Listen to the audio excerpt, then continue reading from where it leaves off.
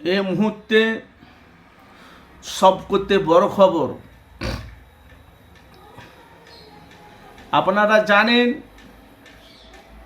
যে সামনে বিধানসভা ভোট, 294টা সিটের খেলা। বামফ্রন্ট সিপিএম 34 বছর বাংলা রাজত্ব চালিয়েছিল।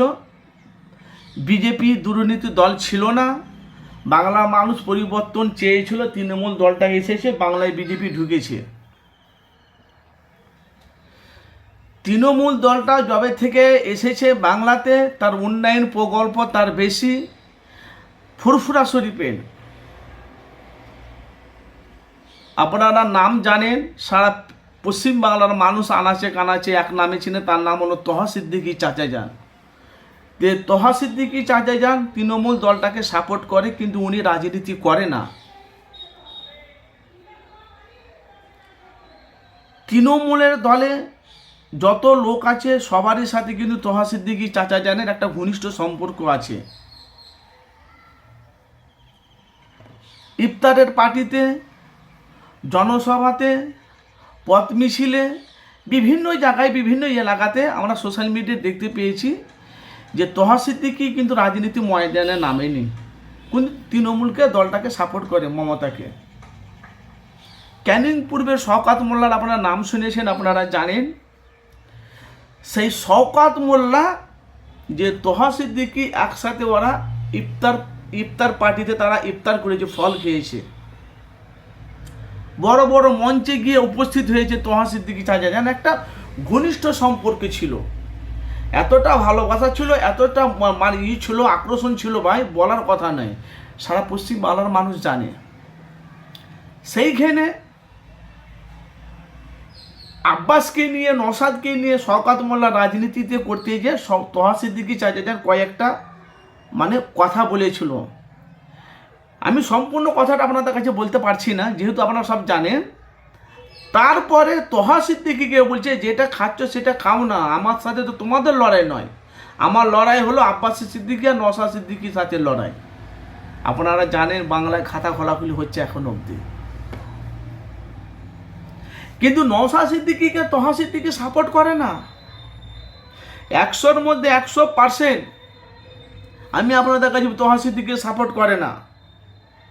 কিন্তু ভাইপো বলছে, আমি যদি মরে যাই আমার ভাইপো আসবে, ও মরে গেলে আমি যাব জানাজারের জন্য, ভালো।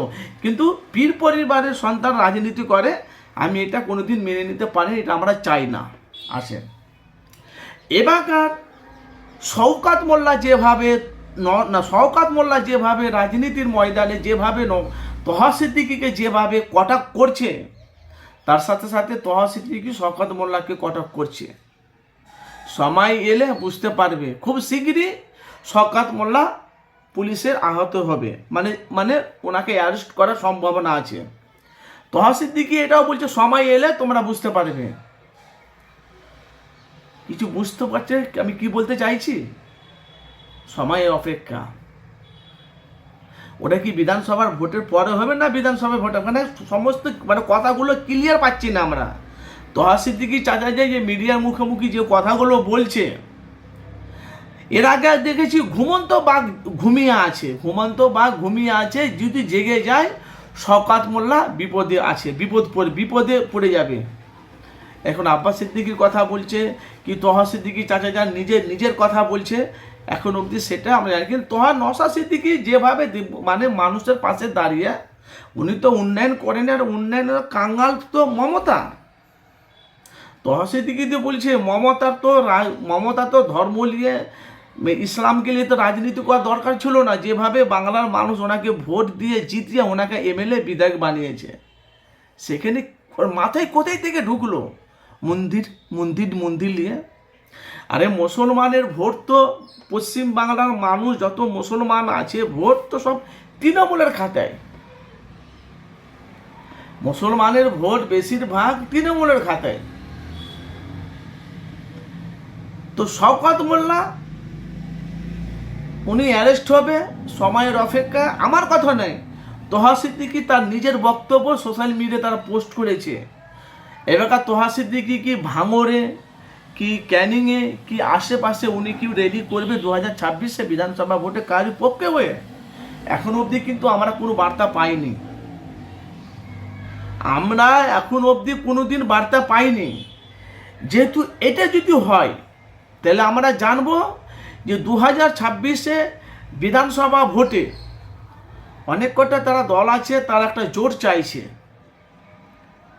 কিন্তু এই বিজেপি সরকার এখন তহা সিদ্দিকী চাচা যান বলছে মমতাকে কে চাপ দিয়েছে। আমি নাম বলছি না, ফুরফুরা শরীফে কেউ আছে, আবার কেউ কেউ বাইরের মানুষ। মমতাকে চাপটা কে দিয়েছে? ইসলামের ওপরে কি করে শত্রু হয়ে গেল? কিন্তু মুখ্যমন্ত্রী মমতা ব্যানার্জি দেখেন তার প্রকল্প, তার উন্নয়ন, তার কাজ, তার শিল্প, তার মানে দেখলে ভাই মাথা খারাপ হচ্ছে, এত কিছু উন্নয়ন ভরপুর করেছে। তবু কিন্তু এখন দেখতে পাচ্ছেন বাংলার মানুষ এখন বেশিরভাগ কম বেশি মানুষ তারা মমতাকে চাইছে, আর বেশিরভাগ মমতাকে চাইছে। আব্বাস সিদ্দিকীর কথা অনুযায়ী নওশাদ সিদ্দিকীকে ভাঙড়ে জিতিয়েছে একটা এমএলএ বিধায়ক, পুরো বাংলাকে কাঁপাচ্ছে। তার সাথে সাথে হুমায়ুন কবির বাবরি মসজিদ করছে। ওই বাবরি মসজিদের লোকে যদি ধর্ম নিয়ে যদি রাজনীতি করে তাহলে হুমায়ুন কবির পরে তার কপালে দুঃখ আছে। আর যদি ধর্মকে নিয়ে যদি রাজনীতি না করে বাংলার মানুষ তাকে মাথায় তাজ করে বসে রাখবে। হুমায়ুন কবির যবে থেকে বাবরি মসজিদটা করেছে তখন বাংলার মানুষ একটাই নজর, একটাই মুখ, একটাই ঝলক, একটাই ক্ষমতা, একটাই পাওয়ার, হুমায়ুন কবির। এটা কিন্তু আপনাকে আমাকে চর্চা করতে হবে। কেন? মুসলমানের সব কত বড় যদি আমাদের কোনো সম্পত্তি থাকে সেটা হলো আল্লাহর ঘর মসজিদ। আল্লাহর ঘর মসজিদ।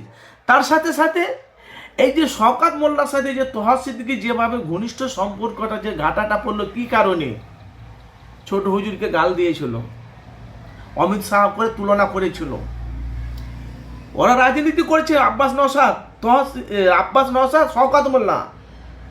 আপনারা জানেন আব্বাস সিদ্দিকী শওকত মোল্লাকে জাহান্নামের কুত্তা বলেছিল। এবার শওকত মোল্লা তাকে উল্টা পাল্টা জবাব দিয়েছে। সেটা ভিডিওটা দেখে তহা সিদ্দিকী কয়েকটা প্রশ্ন করেছিল। তহা সিদ্দিকী এটাও বলেছে আমি যে কথাটা বলেছি শওকত মোল্লা বুঝতে পারিনি। কি কারণে কথাটা বলে বুঝতে পারিনি।